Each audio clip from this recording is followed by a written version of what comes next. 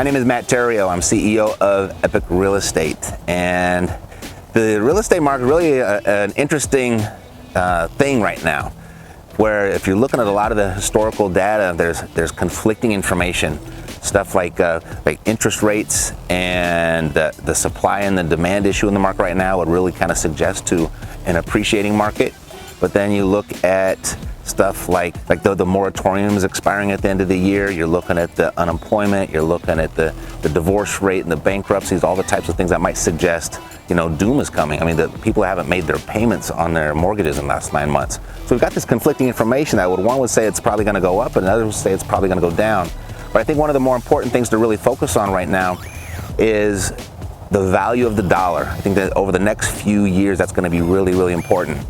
And we're all expecting it to probably drop a little bit. It might go up a little bit, but then it's going to probably ultimately drop.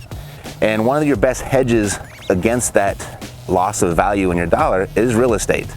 It's a utility, and whatever the dollar does, your tenants will be paying you with that new dollar, the new value of the dollar. I mean, I was just doing a little evaluation, a little calculation on what our interest rates are right now, what the home prices are right now, and what the inflation is doing right now.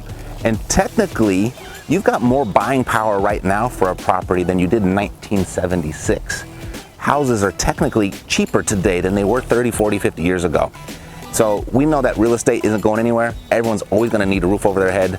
It's cheaper than it's ever been.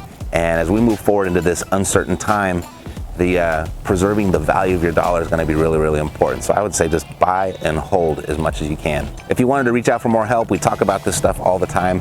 The Epic Real Estate Investing Podcast. If you go to epicrealestateinvesting.com, type that in on your phone, it'll open up the podcast app, hit the subscribe button. We post once a week. You'll never miss an episode.